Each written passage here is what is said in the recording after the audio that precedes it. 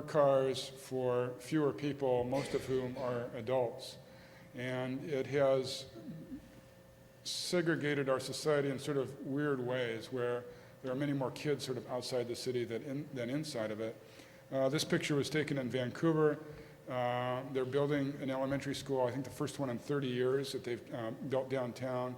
They deliberately built daycare centers, playgrounds, and so on amid these urban towers to try to encourage families with children to live there. And it's sort of an ongoing experiment. We don't know how it'll work. How big do we dream? This is an architectural rendering of the Commons, which of course was defeated twice.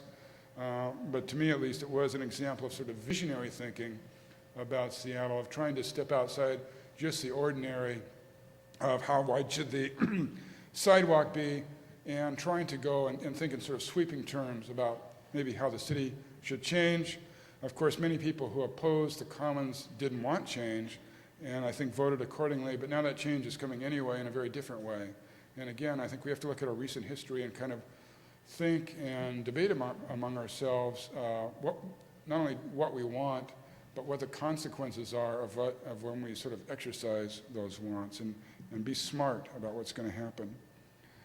What is Seattle's character? And I think this is going to increasingly be a contentious topic in this city.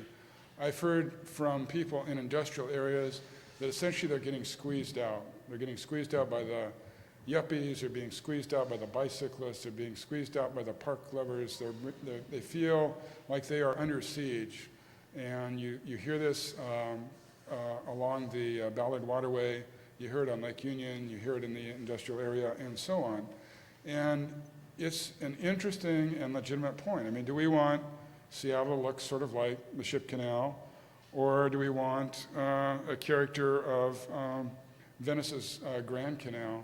And I don't mean that facetiously either. Venice obviously is not going to be duplicated in Seattle, but Venice was sort of a yuppie, gentrified city. I mean, it was a shipping center, but all the wealth of the world was pouring into it, and so you had these canals lined with palaces that gave it an incredibly different character, I suspect, than whatever the sort of the working class waterfront was at the time. And so, again, that is something I think Seattle is wrestling with. What kind of life can we offer the young? The statistic I got was that only 7% of Seattle's homes can be afforded by people making $25,000 to $40,000 a year. Essentially, it's not as bad as Manhattan, but it's becoming a city for the rich, or at least the upper middle class. And there's been an astounding increase in home prices in Seattle, as all of you know. Since 1970, they've gone up about 8.5 times. If you adjust that for inflation, it's 1.5 times. But then if you look at wage increases over that period of time, real salaries have not increased nearly as much as housing costs have. And so the only way people have been able to cope is by having smaller families, by having the other spouse go out to work, and so on. And we sort of made this adjustment, but we have to ask ourselves, how long can this go on? Where are our kids going to live, and what kind of lives are they going to lead? And the old, of course. Can this be a city that sort of embraces the heritage of its own people and provides a congenial life for them? So, incredible change. Our growth is paused, but only briefly. The city has to update its plan by law. We're having a renaissance of civic building. There's all kinds of transportation proposals on the table right now. I think economic development is really poised to explode again. I think the recession is starting to come to an end, and that Seattle's essential attractiveness, regardless of what anyone from Boeing says, is very compelling, and that people are going to want to come here. And so I just urge all of you to think, listen, contribute, and live. According to my own count and my own stories, I counted that the existing comprehensive plan has about 432 goals and 1,456 policies. It pleases everyone, offends no one, but it's easy to make a goal. It's very hard to make a choice, and I think really that's sort of the next step in the planning process is to get people not to just say what they like, but what they don't like, and sort of figure out in a logical way which way the city should go. So thank you very much, and please thank the Seattle Times for allowing me the use of these photos. Thanks.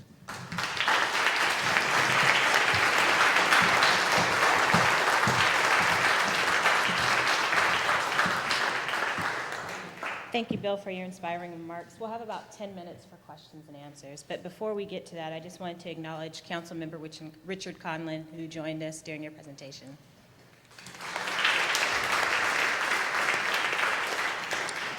We have approximately 10 minutes for questions. If you ask a question that is something that's better to answered by a city staff member, I will ask that you hold your questions until they make their presentation. And back over to you. If there are any questions.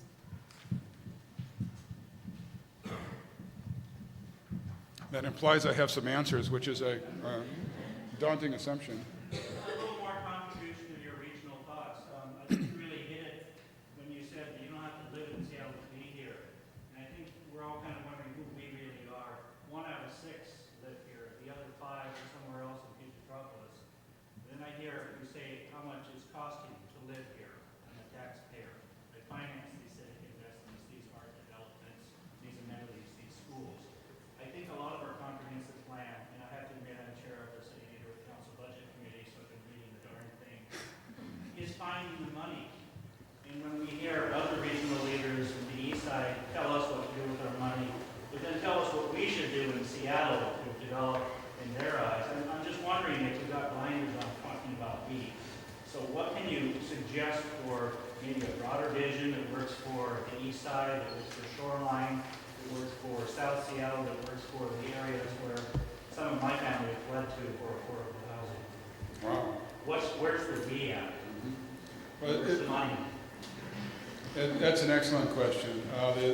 The region, King and Pierce counties, I think, have had 13 new cities created in the last 15 years or so. We have become sort of more splintered instead of less so. Each city sort of trying to look to its own devices, and yet looking still to Seattle as a center of employment, of entertainment, of culture, and so on. What you see in some other parts of the North American continent is more coordination through government between the urban and suburban areas than what we have here.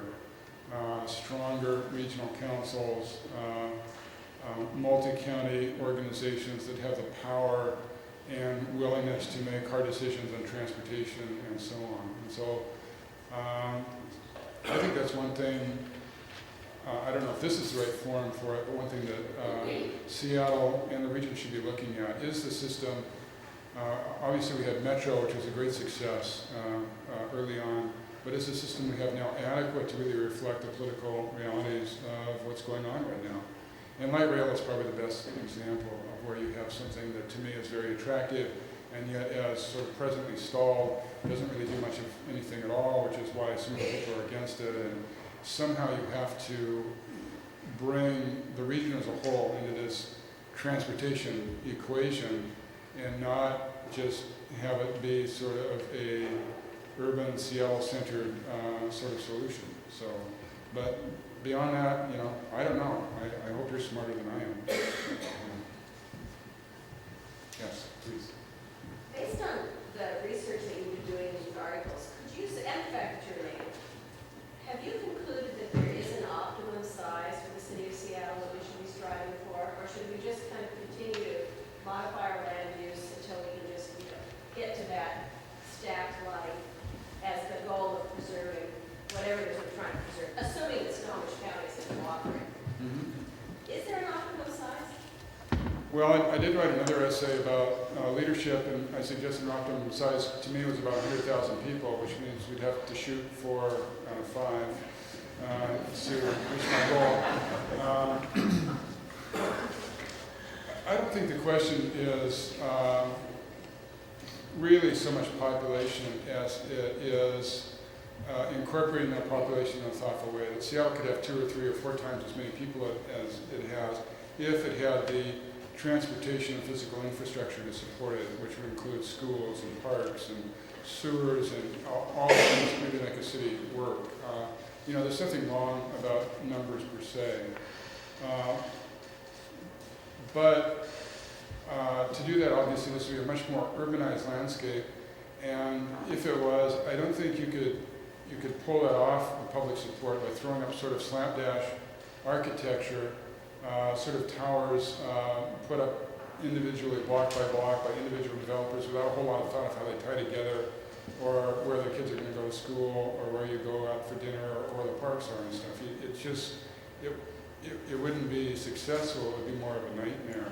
And so, you know, that to me is what this process is sort of all about, is sort of not so much what the optimum size is, but the real size is going to grow by 50,000 households. I mean, these are all always guesses, but that's a lot of people in just 20 years. And so if that's the case, then what are you going to do about it?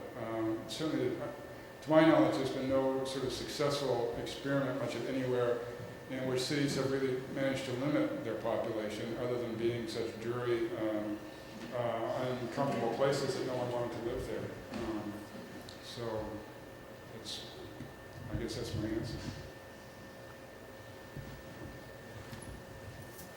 I read your newspaper, and in particular the section in it on Sunday that you write for rather religiously. I noticed in last Sunday's paper an article about essentially summer homes and small homes, but the feature was a small cabin, it said, on 35 steam acres on Quicken. Now, that may be, you know, just a second home for those folks. Now, I don't know where they live in their first home, perhaps a condominium in downtown Seattle, but doesn't it, the question is, doesn't that, and there's a pattern that I think I've seen and reading the paper over a long time, doesn't that send a mixed signal to people in this region as to what goals they should strive for in their own family life and their own living accommodations? And doesn't it say something about intimacy in the real world we live in? And if so, what should journalists do about it in their own house to change that perspective? I liked him when he said he read the magazine, but then the question came. I was joking with my editors, I was going to make fun of the magazine down here, and now I've got this opportunity to do it. This is actually something we have debated at the newspaper. We run these pictures of these palatial homes, which you all would like, many of which seem sort of outsized for their mission, although the ones in the article you just talked about, I think some of those were more modest. And we ask ourselves, is this, are we sending sort of the wrong message? Well, the point of view of the newspaper, of course, is that the kind of houses we should be living in, that most people do live in, are boring. And, you know, do you want a picture, would you look at a picture of your house in the newspaper? Probably not. And so that's why, you know, our magazine and all magazines, of course, sort of go to this palatial extreme. But I think you're absolutely right, you know, that this is one of the questions not only do journalists have to ask themselves, but society as a whole, as to what is sort of an appropriate scale of living. Because, first of all, because human efficiency at consuming natural resources and building big structures is getting better all the time, so we can afford big homes. And secondly, because there is a growing inequity of wealth in this country, whether, if you look at the statistics, the rich are getting richer and the poor are getting poorer. And so you have sort of this upper class that Seattle in particular has never had before. And, you know, it's very different to have a few railroad barons build big mansions on Capitol Hill and to have, you know, thousands and thousands of relatively well-off people spread out all over the region and build big mansions, which is what is going on and stuff. And so we need to think about that. This, I think, though, should be, there's some things you can regulate and other things you sort of influence through talk and philosophy and sort of social pressure and stuff. And this is, to me, this is something that doesn't lend itself very well to regulation. It lends itself more into sort of discussion.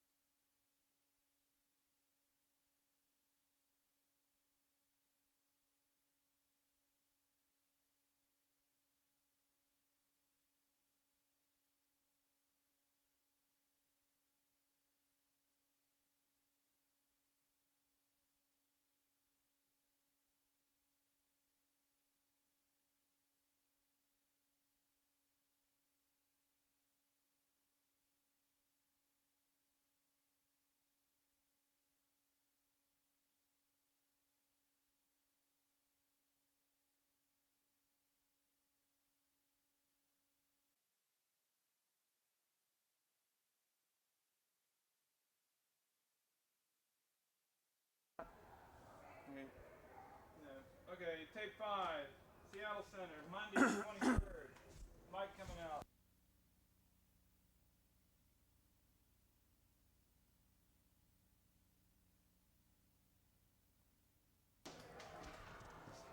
Okay, here they It's come. all right, we're right on time. And we'll just take this. Check. Why is it doing that? What?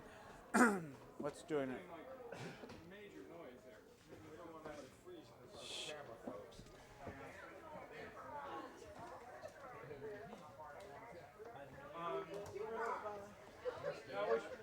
I know we need 2 hours, but Where do you want us? How far back? Oh, and I have speed. And speed. yeah, and I'm gonna go ahead. Let's do a rehearsal. Okay. We should send the help. Yeah, we will. Yeah, we will. We have some sheets.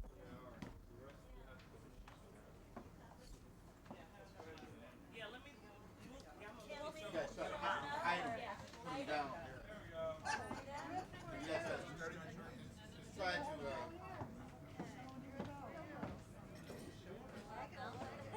You gotta look at the camera. You can't be looking at your sheet music. Gotta have fun, guys. What's the first word? Take Another day. another day. Go by. Children cry. Still the children cry. Put a little love in your heart. You want the world to know. We do you want need a that good first hatred note. grow. Put a little love. Jan, you know how to give a note? on 4. 1, 2, 3, 4.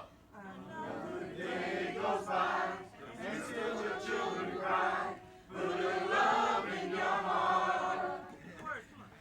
You want the world to know.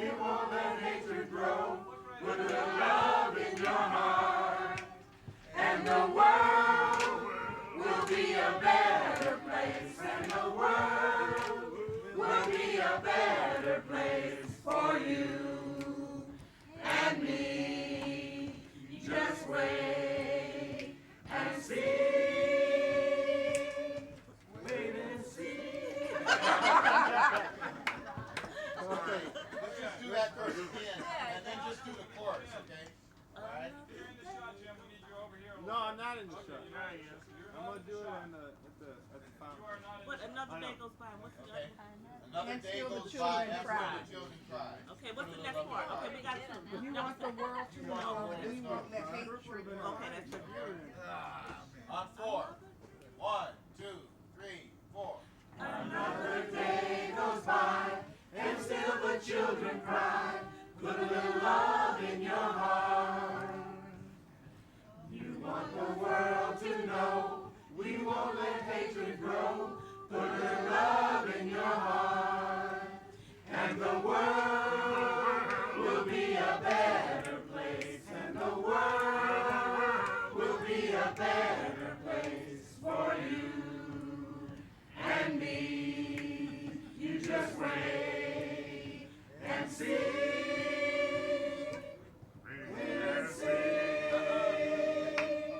Okay, let's do it That part, Rob.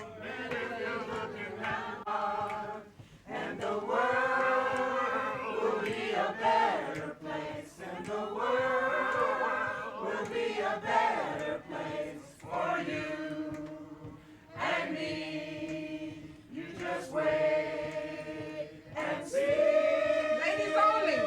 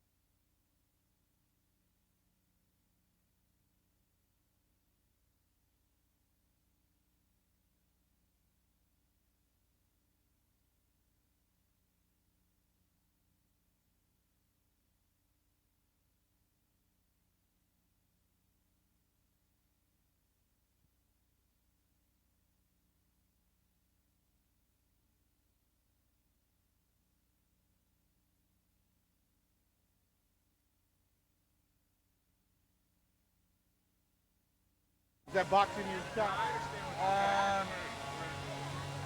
You can go through a repetition otherwise. Okay, I'm rolling, but I'm going to close it up.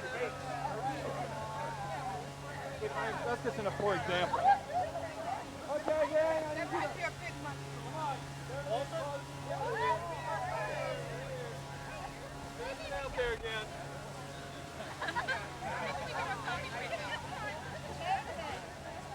Speed. Okay, I'm 4. Here we go. 1, 2, 3, 4.